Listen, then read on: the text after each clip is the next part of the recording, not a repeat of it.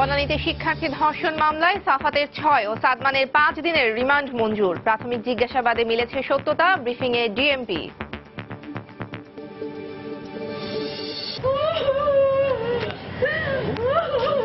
8 মাসের একটা সন্তান এবং আমাদের মেয়ে দুটো হত্যা সে একই সঙ্গে করেছে, তার জন্য ফাঁসি দেওয়া হয়। রাজধানীতে 8 মাসের অন্তঃসত্ত্বা গৃহবধূকে পিটিয়ে হত্যার অভিযোগ মদ্যপ স্বামীর বিরুদ্ধে। অভিযুক্ত আটক, বিচার দাবি স্বজনদের। রাজশাহীর গোদাগাড়িতে জঙ্গি আস্তানা থেকে বোমা, পিস্তল ও গুলি উদ্ধার। পুলিশ হেফাজতে নারী ও 2 শিশু। অপারেশন সান ডেভিল সমাপ্ত ঘোষণা। একাদশ শ্রেণীর অনলাইন ভর্তি কার্যক্রমে নানা সমস্যা, শিক্ষার্থীদের ভোগান্তি। লাখ লাখ শিক্ষার্থী একসঙ্গে আবেদন করায় চাপ নিতে পারছে না সার্ভার, বলছে কর্তৃপক্ষ। এবং বৃষ্টিতে পণ্ড বাংলাদেশ আয়ারল্যান্ডের ত্রিদেশীয় সিরিজের প্রথম ম্যাচ। বৃথায় গেল তামিম মাহমুদুল্লাহর ব্যাটিং দৃঢ়তা।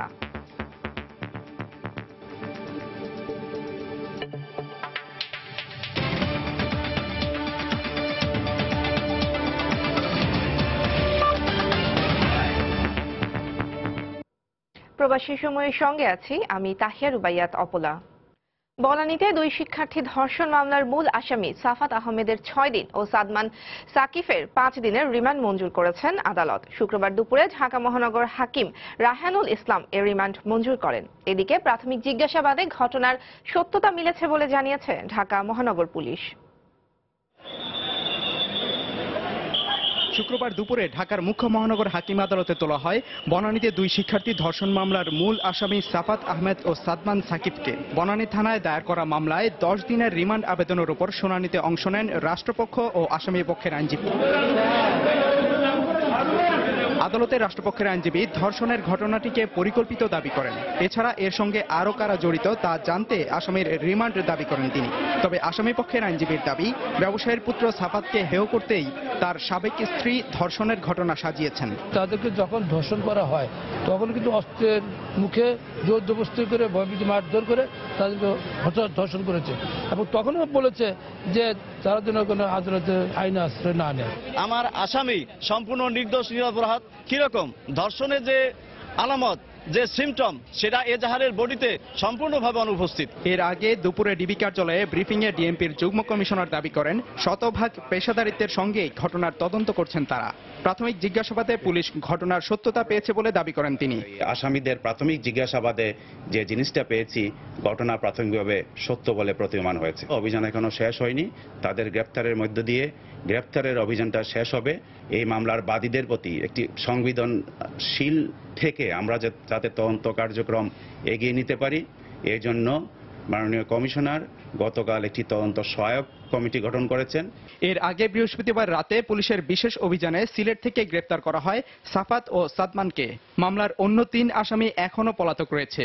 গত 28 মার্চ রাতে বনানীর 4 তারকা হোটেলে জন্মদিনের পার্টিতে ডেকে এনে বেসরকারি বিশ্ববিদ্যালয়ের 2 ছাত্রীকে ধর্ষণ করা হয়েছে বলে অভিযোগ ওঠে। সাদিকুর রহমান, সময় সংবাদ, ঢাকা।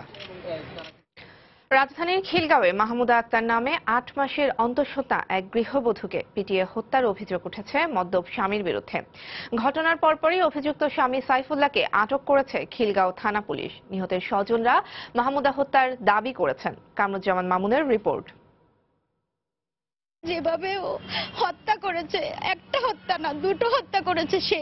তার সন্তানকে, 8 মাসের একটা সন্তান এবং আমাদের মেয়ে দুটো হত্যা সে একই সঙ্গে করেছে। আমরাও চাচ্ছি তার জন্য এরকম হত্যার বিনিময়ে হত্যা যেন তার জন্য ফাঁসি দেওয়া হয়। মাহমুদা আক্তারের 2টি শিশু সন্তান এখনো জানে না তাদের গর্ভধারিণী মা আর বেঁচে নেই। তারা এও জানে না তাদের মায়ের এ পরিণতির জন্য দায়ী তাদের বাবা সাইফুল্লাহ আল মামুন, এখন পোশাক শিল্পের বড় চাকুরে। 9 বছর আগে যখন সাইফুল্লাহর কিছু ছিল না, তখন মেয়েকে তার হাতে তুলে দিয়েছিলেন মাহমুদার পিতা। তখন একটা টিনের ঘর ছিল, বসার জায়গাও ছিল না। পরবর্তীতে আস্তে আস্তে চাকরি জীবনে একটা বড় পর্যায়ে চলে আসছে, পারে আর এখন জিএম আছে, ওইখানে আইসে আর্থিকভাবে একটা বেনিফিট হয়ে গেছে। একটা মেয়ের সাথে নাকি তার একটা প্রক্রিয়া প্রেম ছিল। বিচার চাই এই ধরনের যেন কোনো মায়ের বুক কোনো বাবার বুক যেন কখনো খালি না হয়। বোন দুলাভাইয়ের সঙ্গে ছোট ভাই থাকতো খিলগাঁওয়ের দক্ষিণ গোড়ানের বাসায়। পরকীয়ার জেরে প্রায়ই ঝগড়া লাগতো স্বামী স্ত্রীর মধ্যে। গেল বৃহস্পতিবার মধ্যরাতে স্বামী ফেরেন মদ্যপ অবস্থায়। ছোট ভাই শবে বরাতের নামাজ শেষে মসজিদ থেকে ভোররাতে ফিরে দেখেন তার বোন চিৎকার করছে। পরে নেওয়া হয় স্কয়ার হাসপাতালে। সেখানে চিকিৎসক মৃত ঘোষণা করেন 8 মাসের অন্তঃসত্ত্বা মাহমুদাকে, সাথে মারা যায় গর্ভের সন্তানও। পরে ময়নাতদন্তের জন্য পাঠানো হয় ঢাকা মেডিকেল কলেজ হাসপাতালে। ড্রিঙ্কস করে সে বাসায় আসছে। আমি ওই সময় নামাজ পড়তে যাইতেছিলাম। 3:30টার দিকে বাসায় গেছি। বাসায় যেয়ে আমি দরজা নক করছি, কেউ খোলে না। আমার বোন আমার নাম ধরে চিল্লাইতেছে আর বলতেছে বাঁচা বাঁচা, এরকম ভাবে চিল্লাইতেছে। আমার বোন সে হামাগুড়ি দিয়ে আইসা সে দরজাটা খোলে। প্রাথমিক সুরতহালে গায়ে আঘাতের চিহ্ন পাওয়া গেছে বলে জানিয়েছে পুলিশ। কামরুজ্জামান মামুন, সময় সংবাদ, ঢাকা। ময়মনসিংহে বখাটেদের ছুরিকাঘাতে মা নিহত ও মেয়ে আহত হয়েছে। শহরের আকুয়া চৌরঙ্গি মোড় এলাকায় এই ঘটনা ঘটে। পুলিশ ও স্বজনরা জানায়, শুক্রবার সন্ধ্যায় আনোয়ারা বেগমের বাড়ির ভেতরে ঢুকে স্থানীয় বখাটে মাহবুব আহাদ আনোয়ারা ও তার মেয়ে খুশিকে ছুরিকাঘাত করে। এতে গুরুতর আহত হন তারা। পরে আশঙ্কাজনক অবস্থায় ময়মনসিংহ মেডিকেল কলেজ হাসপাতালে নেয়ার পথে মা আনোয়ারা বেগম মারা যান। বৃহস্পতিবার শবে বরাতের রাতে আহাদ ও মাহবুব উচ্চস্বরে গান বাজাচ্ছিল আনোয়ারা বেগমের বাড়ির পাশে। এ সময় আনোয়ারা গান বাজাতে নিষেধ করলে তাদের সাথে বাকবিতণ্ডা হয়। এরই জের ধরে শুক্রবার মা মেয়ের ওপর হামলা চালায় বখাটেরা।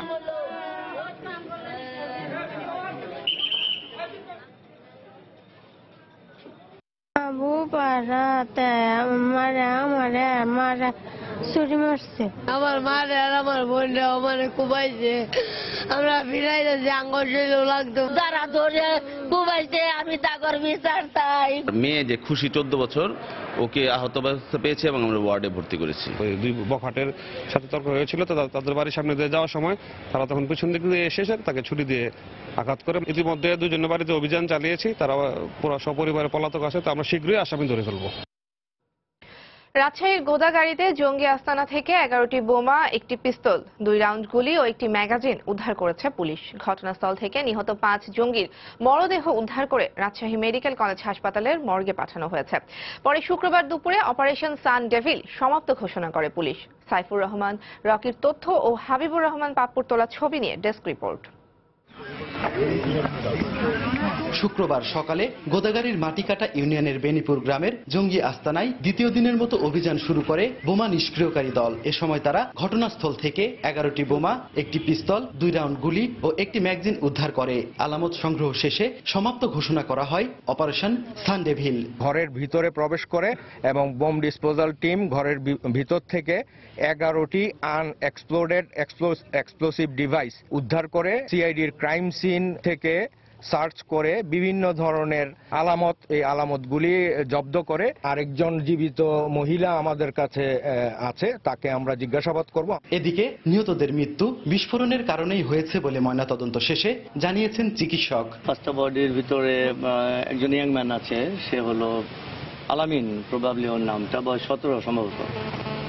তো তার তো বডি টোটাল ওর গলা থেকে নিচ পর্যন্ত চেস্ট, অ্যাবডোমেন এবং তার 2 পা টোটাল একবার সিভিয়ারলি ল্যাসারেটেড। নিহত জঙ্গিদের মধ্যে সাজ্জাদের মরদেহ নিতে অস্বীকৃতি জানিয়েছেন পরিবারের সদস্যরা। সেই সঙ্গে সাজ্জাদের জঙ্গি সম্পৃক্ততার বিষয়েও কিছু জানতেন না বলেও জানান তারা। 25 বছর থেকে ওর সাথে চলাফেরা নেই, ওর উপর দাবি দেওয়া নেই, লাস্ট আসলিব না। এ ধরনের অসঙ্গতি আমাদের গ্রামের লোক আমার মনে হয় বলতে পারবে না যে একটা দিন দেখেছি, এরকম তো আমাদের নজরে পড়ে না। বৃহস্পতিবার রাজশাহীর এই জঙ্গি আস্তানা থেকে বেরিয়ে আত্মঘাতী বিস্ফোরণে এক নারী সহ 5 জঙ্গি নিহত হয়। অভিযানে জঙ্গিদের ধারালো অস্ত্রের আঘাতে মারা যান ফায়ার সার্ভিস কর্মী আব্দুল মতিন। এ ঘটনায় 5 সদস্যের একটি তদন্ত কমিটি গঠন করা হয়েছে। আত্মসমর্পণকারী এক নারী জঙ্গি এবং বিশেষ কৌশলে উদ্ধার 2 শিশুকে পুলিশ হেফাজতে রাখা হয়েছে। এছাড়া এ ঘটনায় আহত আইনশৃঙ্খলা বাহিনীর 4 সদস্য রাজশাহী মেডিকেলে ভর্তি রয়েছে। সাইফুর রহমান রকি, সময় সংবাদ, গোদাগাড়ি, রাজশাহী। চাঁপাইনবাবগঞ্জে অভিযান চালিয়ে 7 জেএমবি সদস্যকে আটক করেছে পুলিশ। শুক্রবার বিকেলে police super TM Mujahidul Islam সংবাদ সম্মেলনে এ তথ্য জানান। এ সময় তিনি বলেন, গত দুদিন ধরে জেলার সদর, নাচল ও শিবগঞ্জে অভিযান চালিয়ে এদের আটক করা হয়। এর মধ্যে নাচল থেকে আটক 4 জেএমবি সদস্যের দেয়া তথ্যের ভিত্তিতে রাজশাহীর গোদাগাড়ির জঙ্গি আস্তানায় অভিযান চালানো হয় বলেও জানান পুলিশ সুপার। এ সময় তাদের কাছ থেকে 4.5 KG gun powder, 52 KG explosive power gel ও 22টি জঙ্গিবাদী বই উদ্ধার করা হয়।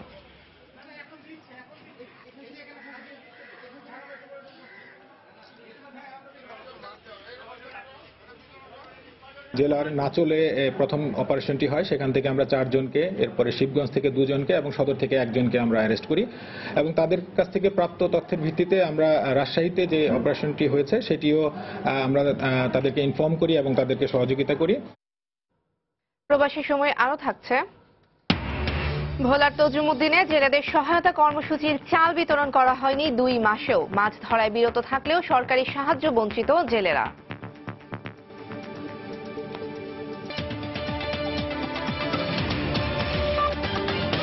সঠিক কোড নম্বর দিয়ে অনলাইনে আবেদন করলেও তা বারবার প্রত্যাখ্যাত হওয়া ও মোবাইলে ফিরতি এসএমএস না পাওয়া সহ নানা রকম সমস্যার মধ্য দিয়ে চলছে একাদশ শ্রেণীর অনলাইনে ভর্তির কার্যক্রম।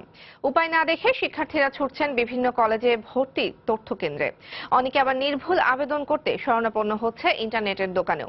একসঙ্গে লাখ লাখ শিক্ষার্থী অনলাইনে ফর্ম পূরণের চেষ্টা করায় সার্ভার লোড নিতে পারছে না বলে জানিয়েছে ভর্তি কার্যক্রম পরিচালনার দায়িত্বে থাকা বুয়েট। মাহমুদ রাকিবের রিপোর্ট। বাসায় বসে নিজে ভর্তি ফর্ম পূরণ করলে নানা ধরনের ভুল হতে পারে, এই আশঙ্কায় রাজধানীর নামকরা একটি কলেজের ভর্তি তথ্য কেন্দ্রে এমন ভিড় ভর্তিচ্ছু শিক্ষার্থীদের। এ তথ্য কেন্দ্র থেকে শিক্ষার্থীরা আবেদন পদ্ধতি জানার পাশাপাশি সরাসরি অনলাইনেও আবেদন করতে পারছেন। মূলত একাদশ শ্রেণীর পুরো ভর্তি প্রক্রিয়া অনলাইন ও মোবাইল এসএমএস ভিত্তিক হওয়ায় নানা সমস্যার সম্মুখীন হয়ে শিক্ষার্থীদের কলেজের হেল্প ডেস্কে ভিড় করতে হচ্ছে বলে জানান ভর্তিচ্ছুরা। সিস্টেমটা একটু জটিল, তাই এখানে এসে করলে জিনিসটা ইজি হয়ে যাবে। একটা ভুল টুল থেকে যেতে পারে, কিন্তু এক্সপার্ট আছে, তো তাদের কাছ থেকে মনে করেন আমরা সিকিউরিটি পেয়ে যাচ্ছি, তারা আমাদের হেল্প করতে পারছে। ঝামেলা হয় যে আবার সঠিকভাবে নাও হতে পারে, সেই কারণে বাসা করিনি। অনলাইনের যে ফিলআপের কাজটি এখানে যারা আসছে তাদেরটা আমরা করে দিচ্ছি। বিশেষ করে এসএমএসটা আমাদের খুব ডিলে হচ্ছে। ভর্তিচ্ছু শিক্ষার্থীদের ভোগান্তির সুযোগে অনেক জায়গায় আবার কম্পিউটার কম্পোজের দোকানেও অনলাইনে ভর্তি ফর্ম পূরণ করা হচ্ছে।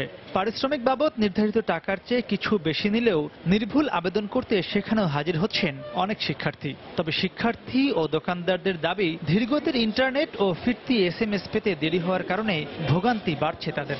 1 ঘন্টা ছিলাম, হলো না, তারপর বাসায় চলে গেলাম, আজকে আবার আসলাম। মানে এত দেরি হলে তো সমস্যা আমাদের। বাসা করলে একটু ভুল হয়, এই জন্য আমরা এখানে আসছি। এখানে আসার পরেও দেখি এখানে অনেক ঝামেলা।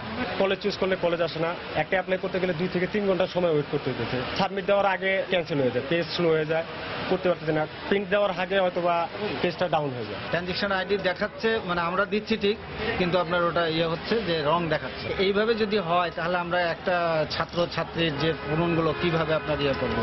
সমস্যা স্বীকার করে ভর্তির সঙ্গে সংশ্লিষ্ট বুয়েট কর্তৃপক্ষ জানিয়েছেন, ওয়েবসাইটের গতি বাড়াতে চেষ্টা অব্যাহত আছে। আর কলেজ কর্তৃপক্ষ তাড়াহুড়ো না করে শিক্ষার্থীদের ধৈর্য ধরার পরামর্শ দিয়েছেন। আজকে করলেই সে একটু এগিয়ে থাকলো বা তাকে গুরুত্ব বেশি দেওয়া হবে, নট দ্যাট। আজকে যে করবে এবং 26 তারিখের লাস্ট ডেটে যে করবে সমান গুরুত্ব পাবে। গুরুত্ব যেটা, তার অর্জিত যে ফলাফল, সেটা হচ্ছে সবচেয়ে গুরুত্বপূর্ণ। কম্পিউটার সিস্টেমে 12, 13, 14 লক্ষ ছাত্রছাত্রী বিভিন্ন জায়গা থেকে ইনপুট দেবে। সুতরাং এখানে ত্রুটি বিস্তৃতি কিছু হতেই পারে। আমাদের আরো সক্রিয় হতে হবে যাতে নাকি আমাদের ছাত্রদের এই ভোগান্তি না ঘটে। 26শে মে পর্যন্ত অনলাইন ও মোবাইল এসএমএস এর মাধ্যমে একাদশ শ্রেণীতে ভর্তির জন্য আবেদন করতে পারবেন শিক্ষার্থীরা। মাহমুদ রাকিব, সময় সংবাদ, ঢাকা। আগামী জাতীয় সংসদ নির্বাচনে আসার প্রাথমিক প্ল্যাটফর্ম হিসেবে বেগম খালেদা জিয়া রূপকল্প 2030 ঘোষণা করেছে বলে মন্তব্য করেছেন খাদ্যমন্ত্রী অ্যাডভোকেট কামরুল ইসলাম। শুক্রবার সকালে রাজধানীর তোপখানা রোডে বিশিষ্ট পরমাণু বিজ্ঞানী ডক্টর এম ওয়াজেদ মিয়ার মৃত্যুবার্ষিকী উপলক্ষে আলোচনা সভায় এ মন্তব্য করেন তিনি। বিএনপির রূপকল্প 2030কে ভেলকিবাজির ভীষণ বলেও মন্তব্য করেন তিনি। নির্বাচনে আসার জন্য নতুন একটা প্ল্যাটফর্ম তৈরি করার জন্য যেই দিন সেই বক্তৃতা তার 2 ঘন্টার বক্তৃতা, আমরা তাদেরকে স্বাগত জানাই। আগামী নির্বাচনে তারা আসবেন, আমরা তাদের সাথে নির্বাচনী খেলা খেলতে চাই, তাদেরকে ছাড়া একা মাঠে আমরা গোল দিতে চাই না। মানুষ এই সমস্ত রূপকল্পের, এই সমস্ত ঘোষণা 2 ঘন্টার বক্তৃতায় মানুষ বিভ্রান্ত হয় না। মানুষ তাদেরকে এই সন্ত্রাসী দলের নেত্রীকে বা সন্ত্রাসী দলকে মানুষ চিনে ফেলেছে, মানুষ বুঝে ফেলেছে, তাদের চরিত্র মানুষের সামনে উন্মোচিত হয়ে গেছে। আর রাষ্ট্রীয় ক্ষমতায় বিএনপির ফিরে আসার বাংলাদেশে কোনো সম্ভাবনা নাই। মানুষ তাদেরকে আর রাষ্ট্রীয় ক্ষমতায় ফিরিয়ে আনবে না। জাতীয় সংসদ নির্বাচনে ইভিএম ব্যবহারের বিষয়টি সামনে নিয়ে আসাকে দূরভিসন্ধিমূলক বলে অভিহিত করেছেন বিএনপি। ইভিএম ব্যবহারে কারচুপির আশঙ্কা রয়েছে বলেও মন্তব্য করেছেন দলের শীর্ষ নেতারা। শুক্রবার রাজধানীতে আলাদা অনুষ্ঠানে তারা এ মন্তব্য করেন। গত কয়েকদিন আগে ভারতে কিভাবে ইভিএম পদ্ধতিতে ভোট কারসাজির ঘটনা ঘটেছে সেটির ছবি সহ প্রকাশ করা হয়েছে। তাই বর্তমানে আবারও ইভিএম এর বিষয়টিকে নির্বাচন কমিশন কর্তৃক সম্মুখে নিয়ে আসা দূরভিসন্ধিমূলক। ব্যক্তিগতের সক্ষমতা বাড়িয়ে যে বিনিয়োগ হচ্ছে এগুলো বিএনপির সংস্কারের কারণে। আওয়ামী লীগ কোন রকমের সংস্কার করে নাই, তারা করতে পারেও নাই। বাংলাদেশ আজকে যেখানে এসেছে বিএনপির সংস্কারের কারণে। ডিজিটাল ভোটিং পদ্ধতিকে স্বাগত জানালেও বাংলাদেশের বাস্তবতায় একাদশ সংসদ নির্বাচনেই তার ব্যবহার বাস্তবসম্মত সিদ্ধান্ত হবে না বলে মনে করছেন বিশেষজ্ঞরা। তবে নির্বাচনী রূপরেখা তৈরি করে রাজনৈতিক দল সহ অংশীদারদের সঙ্গে সংলাপের সিদ্ধান্তের প্রশংসা করেছেন তারা। বিশেষজ্ঞরা বলছেন এতে সব পক্ষের কাছে কমিশনের গ্রহণযোগ্যতা বাড়বে। রাজনৈতিক দলগুলো সর্বসম্মতক্রমে যদি এই আমাদের ডিজিটাল ভোটিং মেশিন অথবা ইলেকট্রনিক ভোটিং মেশিন দিয়ে অ্যাকসেপ্ট না করে। এর আগেও নির্বাচনে ডিভিএম পদ্ধতি চালুর কথা জানিয়েছিল নির্বাচন কমিশন। এ নিয়ে বৈঠক শেষে সিইসি এ বিষয়ে নিজেদের অবস্থান তুলে ধরেন। সেরকম প্রস্তুতি আছে।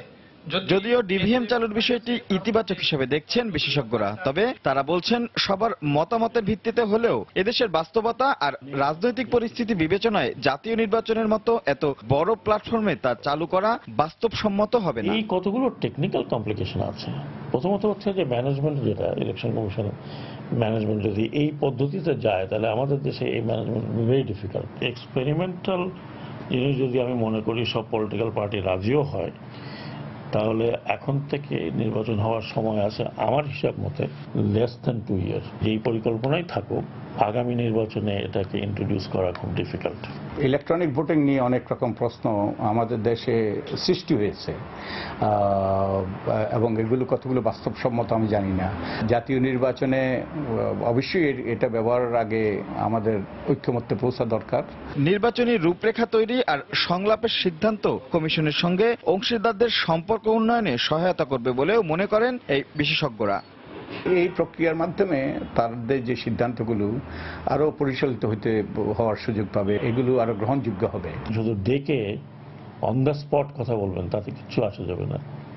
পলিটিক্যাল পার্টিগুলোকে তৈরি হয়ে আসতে হবে।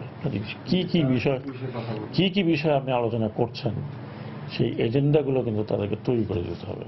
তবে শুধু সংলাপই নয়, অংশীদারদের মতামতের যেন গুরুত্ব দেয়া হয় সে বিষয়টিও বিবেচনার তাগিদ দিচ্ছেন তারা। রাশেদ লিমন, সময় সংবাদ, ঢাকা। ইসলামী ব্যাংক বাংলাদেশ লিমিটেডের ইভিপি ও ডিএমডি পর্যায়ের শীর্ষ ব্যবস্থাপনা রাষ্ট্রবিরোধী শক্তির হাতে জিম্মি, এই অভিযোগ করেছেন স্বয়ং ব্যাংকটির ভাইস চেয়ারম্যান অধ্যাপক সৈয়দ আহসানুল আলম পারভেজ। শুক্রবার সন্ধ্যায় তিনি আরও জানান, বিশেষ রাজনৈতিক মতাদর্শে বিশ্বাসী উচ্চপদস্থ এসব কর্মকর্তাদের বিরুদ্ধে ধ্বংসাত্মক কার্যকলাপের অভিযোগে মামলা রয়েছে। দ্রুত এদের বিরুদ্ধে আইন মোতাবেক ব্যবস্থা নেওয়া না হলে ইসলামী ব্যাংক আবারও বড় ধরনের নাশকতামূলক কর্মকাণ্ডে অর্থায়ন করবে বলে অভিযোগ করেন তিনি।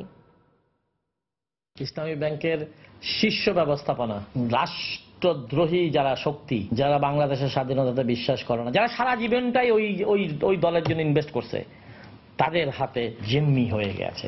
এমডির নিচে সেই 2 টায়ারকে পরিষ্কার না করলে ইসলামী ব্যাংক আগামী সময়গুলোতে রাষ্ট্রবিরোধী কার্যকলাপ পরিচালনা করবে। এদের সবার বিরুদ্ধে কেস আছে, এদের ভিতরে ওয়ারেন্ট আছেও। এই ব্যাপারেই আইন তার নিজস্ব গতিতে চলুক। প্রবাসী সময়ে আরো থাকছে পাকিস্তানের বেলুচিস্তানে সিনেটের ডেপুটি চেয়ারম্যানের গাড়ি বহরে বোমা হামলায় অন্তত 25 জন নিহত, আহত 35, আইএসের দায় স্বীকার।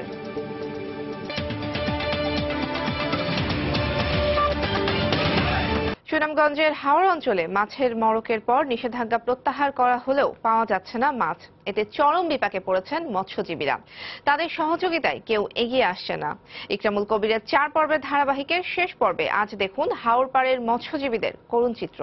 সঙ্গে ছিলেন হিমাদ্রি শেখর ভদ্র, ক্যামেরায় ছিলেন নৌশাদ আহমেদ চৌধুরী। সরকারি নিষেধাজ্ঞা প্রত্যাহারের পর সুনামগঞ্জের মাটিয়ান হাওরে জাল ফেলে টানছেন জেলেরা। এ সময় হাওরে ঝাঁকে ঝাঁকে মাছ ধরা পড়লেও এখন মিলছে না কাঙ্ক্ষিত মাছ। গত 30 মার্চের পর হাওরগুড়ে তলিয়ে যাওয়ার পর মাছের মড়ক দেখা দেয়। এতে 24টি হাওরে 50 মেট্রিক টন মাছ মরে যায়। এই মড়ক মৎস্যজীবীদের মরণ কামড় হয়ে দেখা দিয়েছে। আমরা যে কিতা করে খাইমু একমাত্র এটা ভগবান তার আর কেউ কইতে পারতো না। বিষাক্ত পানি আউরের সবগুলো মাছ মরে গেছে। আমরা জাল ফালাই কিন্তু জালে কোনো মাছই পাওয়া যায় না। জেলার লক্ষাধিক মৎস্যজীবী সরকারের খাদ্য নিরাপত্তা কর্মসূচি থেকেও বঞ্চিত রয়েছে।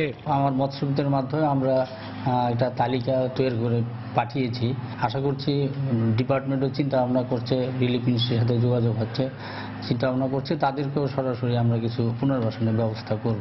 এমন পরিস্থিতিতে মৎস্যজীবীরা হাওরগুলোর লিজ প্রথা বাতিল করে উন্মুক্ত করে দেওয়ার দাবি জানিয়েছেন। প্রতিটা হাওর উন্মুক্ত করে দেয় সরকার, যাতে মাছ ধরতে পারে আমরা কৃষকরা।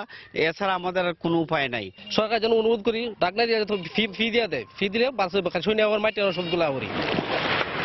মৎস্য গবেষণা ইনস্টিটিউট, পরমাণু শক্তি কমিশন সহ বেশ কয়েকটি গবেষণা প্রতিষ্ঠান হাওরের পানি পরীক্ষা করে অ্যামোনিয়ার অতিরিক্ত উপস্থিতি এবং অক্সিজেনের ঘাটতির কারণে মাছের মড়ক দেখা দেয় বলে জানায়।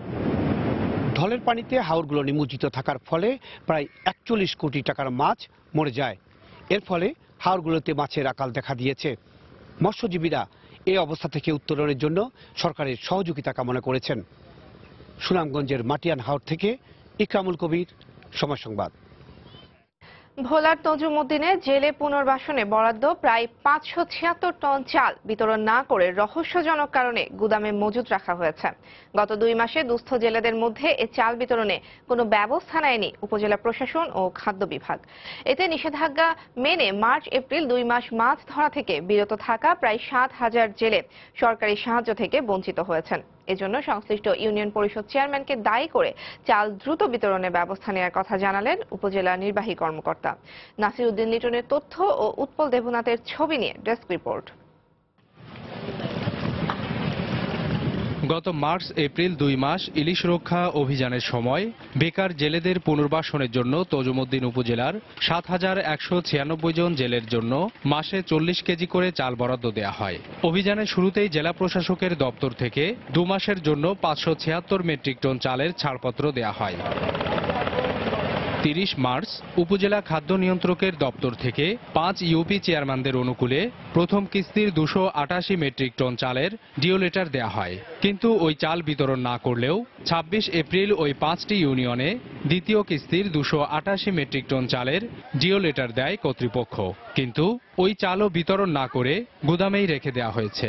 ফলে সরকারি কোনো সাহায্য পাননি জেলেরা। আমরা চাল দিব কইছে, চাল দেয় না আমাকে, এবং দিব আইয়ে নেই বলে চাই। আমরা অনেক গেছি চেয়ারম্যান মেম্বারের কাছে, ফেরা কইতে আসছে না, এখনো চাইলে আসে না, আইলে দিমু পাইবা। এই চাল বিতরণ না করে মজুদ রাখার বিষয়ে সংশ্লিষ্ট চেয়ারম্যানদের দায়ী করলেও ক্যামেরার সামনে কথা বলতে রাজি হননি উপজেলা নির্বাহী অফিসার ও খাদ্য নিয়ন্ত্রক।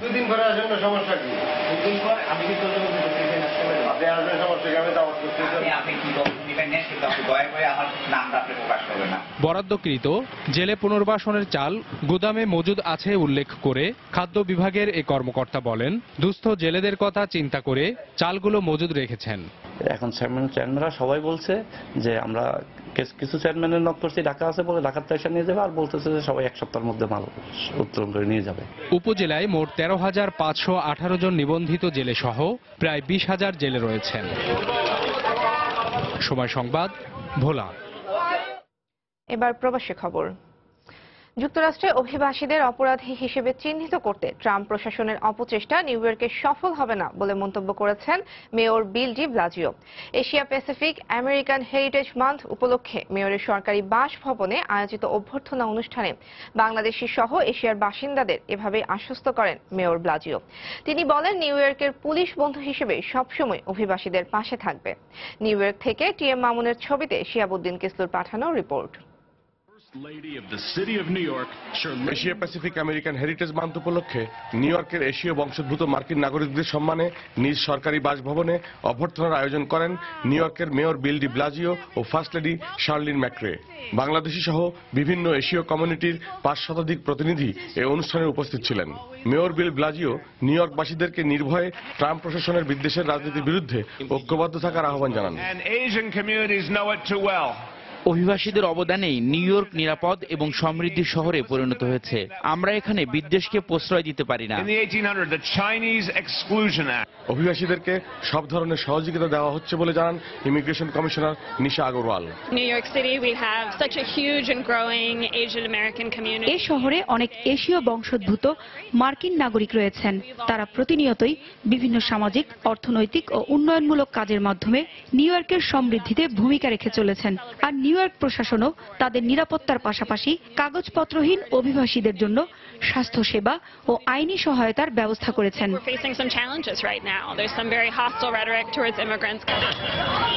নিজেদের উন্নয়নে কমিউনিটিকে আরো সচেতন ও সংঘবদ্ধ হওয়ার উপর গুরুত্ব আরোপ করেন অনুষ্ঠানে অংশ নেওয়া প্রবাসী বাংলাদেশিরা। আমি চাচ্ছি যে বাঙালিদের হলো সিটি সার্ভিসেস যে আছে আইটি এনওয়াইসি নতুবা অ্যাকশন এনওয়াইসি, আমি চাচ্ছি যে মানুষের এই অ্যাক্সেসটা থাকবে। বাঙালিরা লন্ডনে থাকে মেনি জেনারেশনস, ওরা ওখানে এমপি, তো ইনশাআল্লাহ আমরা এখানে এমপি হতে পারবো, কিন্তু সময় লাগবে।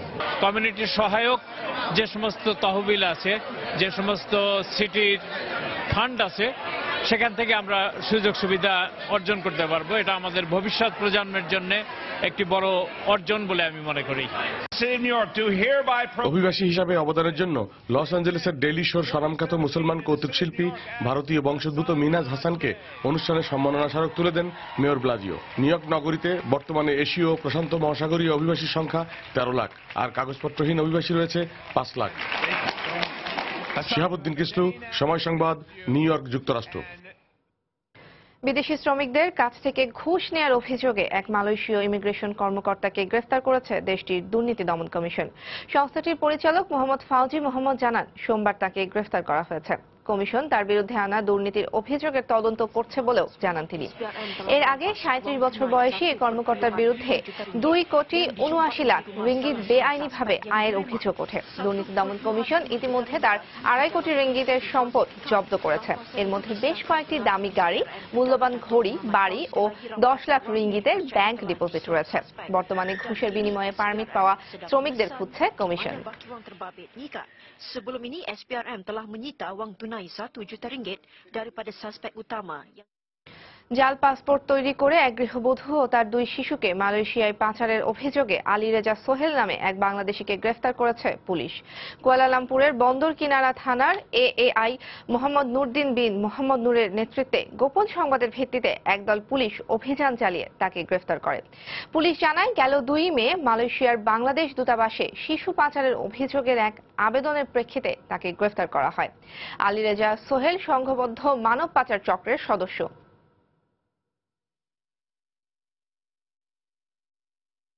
পশ্চিমবঙ্গের কলকাতায় বাংলাদেশ উপ হাই কমিশনে জঙ্গি হামলার হুমকি দিয়ে চিঠি দিয়েছে দুর্বৃত্তরা। গেল বুধবার হুগলির পান্ডুয়ার দারুল উলুম মাদ্রাসার পক্ষ থেকে কলকাতার উপ হাই কমিশনে চিঠিটি আসে বলে জানানো হয়। চিঠিতে বলা হয়, বাংলাদেশ থেকে 20 জন জিহাদি হিলি সীমান্ত দিয়ে ভারতে প্রবেশ করেছে। তারাই উপ হাই কমিশনে হামলা চালাবে। কলকাতার বাংলাদেশ উপদূতাবাসের কনসুলার BM জামাল হোসেন জানান, এরই মধ্যে হুমকির ব্যাপারে পশ্চিমবঙ্গের মুখ্যমন্ত্রীকে অবহিত করা হয়েছে। হামলার আশঙ্কায় কলকাতার উপ হাই কমিশন সহ দিল্লিতে বাংলাদেশ হাই কমিশনে নিরাপত্তা জোরদার করা হয়েছে। পদ্মা সেতু কোনো দলের সেতু নয় মন্তব্য করে সড়ক পরিবহন ও সেতুমন্ত্রী ওবায়দুল কাদের বলেছেন, আগামী মাস থেকে শুরু হবে সেতুর মূল অংশের কাজ। এরই মধ্যে 43% কাজ শেষ হয়েছে বলেও জানান মন্ত্রী। শুক্রবার দুপুরে মুন্সিগঞ্জের মাওয়ায় এক সংবাদ সম্মেলনে তিনি একথা বলেন। বেশি সময় লাগবে আর তৈরি 24টা অলরেডি হয়ে গেছে, বাকিগুলো এর মধ্যে এই 20টা বর্ষাতে বর্ষাতে বাকি 21টাও প্রস্তুত হয়ে যাবে। পদ্মা বহুমুখী সেতু প্রকল্পে 43% পরিমাণে সার্বিক অগ্রগতি।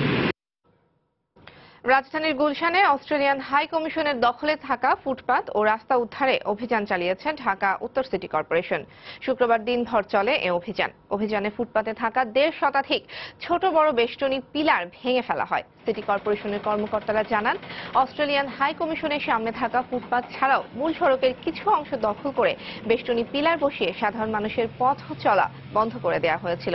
শুক্রবার দখলমুক্ত করা এই ফুটপাত সংস্কার করা হয়। উচ্ছেদ কার্যক্রম পরিদর্শনে এসে ঢাকা উত্তরের মেয়র আনিসুল হক জানান, গুলশান বনানী বাড়িধারা এলাকায় বিভিন্ন দেশের 11টি হাই কমিশনের দখলে থাকা সরকারি ফুটপাত ও রাস্তা উদ্ধার করে তারা।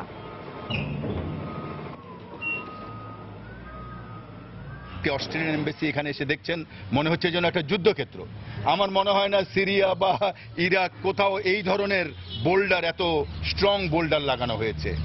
তবে আমরা খুবই সহ্যশীল, আমরা আলোচনার মাধ্যমে করেছি। ইটালিয়ান এমবাসি 300 বেশি বোল্ডার তুলে ফেলেছি। এর পেছনে আমাদের রাশিয়ান এমবাসি 300 বেশি বোল্ডার তুলে ফেলেছি। পাকিস্তান এমবাসি 50টার মতো হবে। আমরা বলেছি যে তোমাদের সিকিউরিটি যেমন আমাদের জন্য জরুরি, তেমনি আমাদের নাগরিকদের হাঁটাটাও আমাদের জন্য জরুরি। অবৈধ দখলের কারণে এখন মৃতপ্রায় বন্দরনগরী চট্টগ্রামের প্রাণচাকতাই খাল। ধীরে ধীরে সংকুচিত ও ভরাট হয়ে যাচ্ছে খালটি। সামান্য বৃষ্টি ও জোয়ারের পানি বের হতে না পারায় প্রতি বছর বর্ষায় তলিয়ে যায় আশেপাশের এলাকা। জেলা প্রশাসনের পক্ষ থেকে খাল দখলদারদের তালিকা করা হলেও উচ্ছেদে নেওয়া হয়নি ব্যবস্থা। চট্টগ্রামের জলাবদ্ধতা নিয়ে পার্থপ্রতিম বিশ্বাসের 2 পর্বের ধারাবাহিকের দেখুন দ্বিতীয় ও শেষ পর্ব। নগরীর পানি নিষ্কাশনের প্রধান মাধ্যম চাকতাই খাল। বৃষ্টি ও জোয়ারের পানি এই খালের মাধ্যমে বের হয়ে যায়, কিন্তু দখলদারদের কবলে পড়ে ক্রমেই যেন অস্তিত্ব হারাতে বসেছে খালটি। দিন দিন শুরু হয়ে যাচ্ছে এটি। গত বছর জেলা প্রশাসনের পক্ষ থেকে চাকতাই খালের 47 দখলদারের তালিকা প্রস্তুত করা হলেও দীর্ঘদিন পেরিয়ে গেলেও উচ্ছেদে নেওয়া হয়নি কোনো উদ্যোগ। অবৈধ দখল, অপরিকল্পিতভাবে সরকারের স্থাপনা এবং অবৈধভাবে বিভিন্ন বাসাবাড়ি স্থাপনার কারণে বৃষ্টির পানিতে সয়লাভ হয়ে যায়। অবৈধ দখলদারীদের তালিকাও প্রস্তুত হয়েছে, কিন্তু অজ্ঞাত কারণে এগুলো কেন উচ্ছেদ হচ্ছে না, এটা আমাদের বোধগম্য নয়। যে দলের লিডারের নেতারা আছে ঘরগুলো ভাড়া দিতেছে, ব্যবসা করতেছে।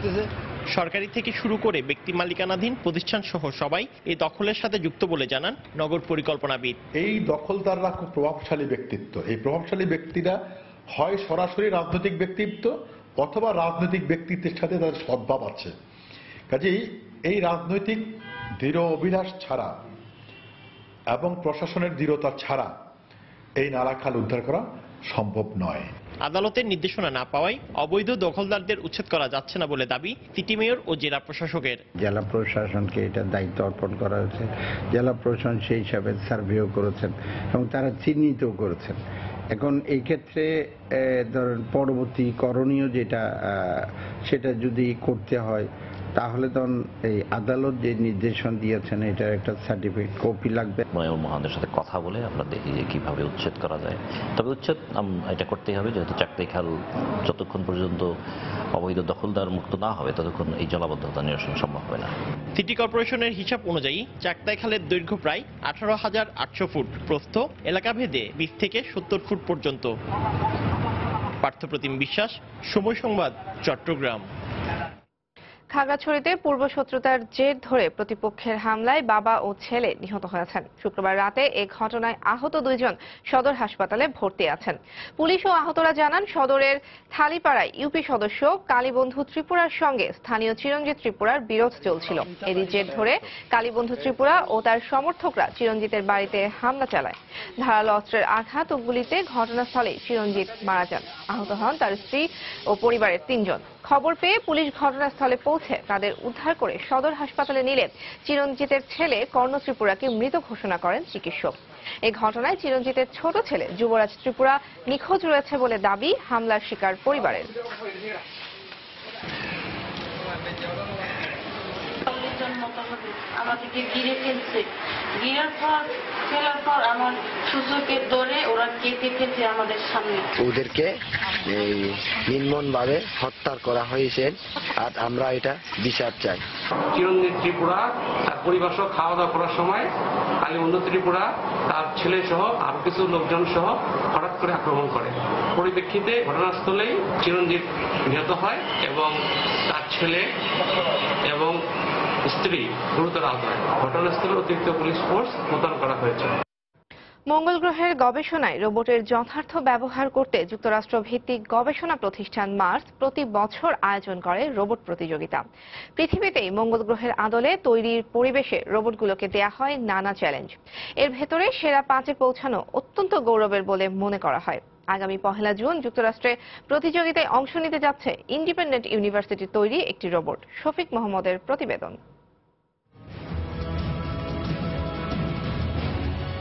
মঙ্গল গ্রহের এবড়োথেবড়ো পথ চলতে সক্ষম ইন্ডিপেন্ডেন্ট ইউনিভার্সিটি বাংলাদেশের শিক্ষার্থীদের তৈরি এই রোবটটি গ্রহটির লাল মাটি থেকে সংগ্রহ করতে পারবে নমুনা, নভোচারী অথবা মহাকাশচারীকে ত্রুটিপূর্ণ যন্ত্রপাতি মেরামত, সুইচ অন অফ করার পাশাপাশি ছোটখাটো কাজ করতে পারদর্শীও সে। কৃত্রিম বুদ্ধিমত্তা বা আর্টিফিশিয়াল ইন্টেলিজেন্সের ক্ষমতাও দেওয়া হয়েছে এই যন্ত্রে, যাতে অনেক সমস্যা নিজে থেকে অনুধাবন করতে পারবে এটি।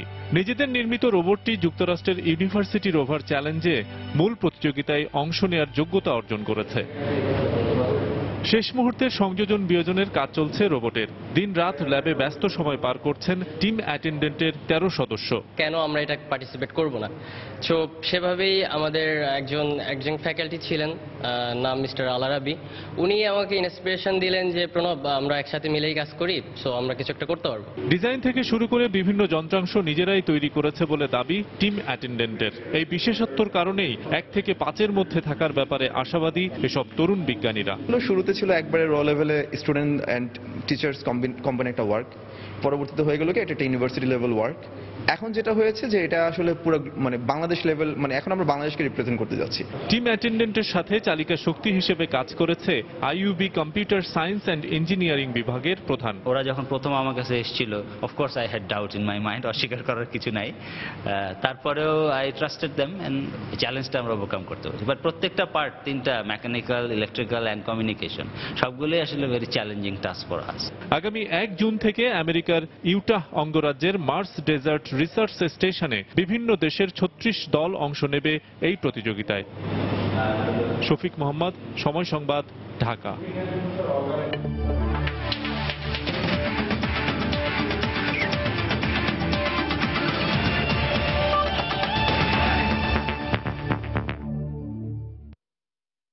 এবারে খেলার খবর, ত্রিদেশীয় সিরিজ প্রসঙ্গ। আসরের উদ্বোধনী ম্যাচে কেউই জয়ের দেখা পেল না। বৃষ্টির হানায় বাংলাদেশ আয়ারল্যান্ডের ম্যাচ পণ্ড হয়েছে। ডাবলিনের ম্যালাহাইড ক্রিকেট গ্রাউন্ডে টস হেরে ব্যাটিংয়ে নেমে স্কোরবোর্ডে বাংলাদেশ 4 উইকেটে 157 রান তোলার পর বৃষ্টি নামলে এরপর আর খেলা মাঠে গড়ায়নি। আগামী বুধবার নিজেদের দ্বিতীয় ম্যাচে নিউজিল্যান্ডের মুখোমুখি হবে টাইগাররা। কেউ জিতল না, বেরসিক বৃষ্টি শুরু থেকে জ্বালিয়েছে, তাই খেলা শুরু হয়েছিল নির্ধারিত সময়ের 25 মিনিট পর। ডাবলিনের উইকেটে যেন সবুজের সমারোহ, তাই টস জিতে অতিথি বাংলাদেশকে ব্যাটিংয়ে আমন্ত্রণ জানায় স্বাগতিক আয়ারল্যান্ড। ম্যাচের দ্বিতীয় ওভারে পিটার চেজের উঠতি বাউন্স বুঝে উঠতে পারেননি ওপেনার সৌম্য সরকার, তাই আউট হয়েছেন এভাবেই। প্রস্তুতি ম্যাচের দাপটে সেঞ্চুরি হাঁকানো সাব্বিরের উপর প্রত্যাশা ছিল, কিন্তু বিপরীত কন্ডিশন আর চ্যালেঞ্জিং উইকেটে এইরকম ভাবে আত্মহতি দিবেন সাব্বির, কে ভেবেছিল তা? কিছুটা চাপে বাংলাদেশ। উইকেটে এলেন তখন ডিপেন্ডেবল মুশফিকুর রহিম। বুঝে শুনে দক্ষতার সাথে খেলছিলেন, বলটা ছেড়ে দিলেও পারতেন মুশফিক, কিন্তু টিম মুরগেটের বল চুমন দিল মুশফিকের ব্যাটে, তাই টেস্ট অধিনায়ককে ফিরতে হলো 13 রান করে। মাশরাফি নিষেধাজ্ঞায় ভবিষ্যৎ অধিনায়ক সাকিব হাল ধরার প্রাণপণ চেষ্টা করেছেন আক্রমণাত্মক ঢঙে, কিন্তু খেপাটে ব্যাটিং সত্তা সাকিবের আবারও জেগে ওঠায় 14 রান করে ফিরতে হলো সাজঘরে। দলীয় 70 রানে 4 উইকেট হারিয়ে বাংলাদেশ আবারও পড়ল দারুণ চাপে। তবে বাংলাদেশের হয়ে 3 ফরম্যাটেই সর্বাধিক রানের মালিক দেশসেরা ওপেনার তামিম ইকবাল সতীর্থদের ব্যর্থতার মিছিল চেয়ে চেয়ে দেখেছেন আর তাদের শিখিয়েছেন ভিন্ন কন্ডিশন আর এমন উইকেটে কিভাবে রান তুলতে হয়। তামিমের সাথে আয়ারল্যান্ডের সুখে হানা দেন মাহমুদুল্লাহ রিয়াদও।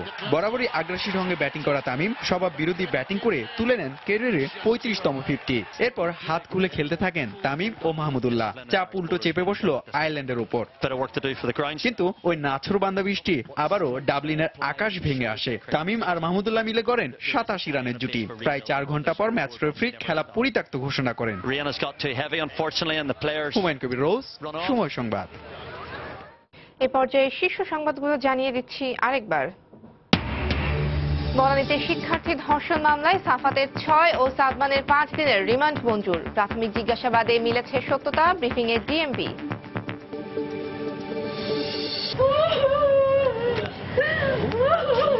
8 মাসের একটা সন্তান এবং আমাদের মেয়ে দুটো হত্যা সে একই সঙ্গে করেছে, তার জন্য ফাঁসি দেওয়া হয়। রাজধানীতে 8 মাসে অন্তঃসত্ত্বা গৃহবধূকে পিটিয়ে হত্যার অভিযোগ মদ্যপ স্বামীর বিরুদ্ধে। অভিযুক্ত আটক, বিচার দাবি স্বজনদের। রাজশাহীর গোদাগাড়িতে জঙ্গি আস্তানা থেকে বোমা, পিস্তল ও গুলি উদ্ধার। পুলিশ হেফাজতে নারী ও 2 শিশু। অপারেশন সান ডেভিল সমাপ্ত ঘোষণা। একাদশ শ্রেণীর অনলাইন ভর্তি কার্যক্রমে নানা সমস্যা। শিক্ষার্থীদের ভোগান্তি, লাখ লাখ শিক্ষার্থী একসঙ্গে আবেদন করায় চাপ নিতে পারছেন না সার্ভার, বলছে কর্তৃপক্ষ। এবং বৃষ্টিতে পঞ্জ বাংলাদেশ আয়ারল্যান্ডের ত্রিদেশীয় সিরিজের প্রথম ম্যাচ। বৃথায় গেল তামিম মাহমুদুল্লাহর ব্যাটিং দৃঢ়তা।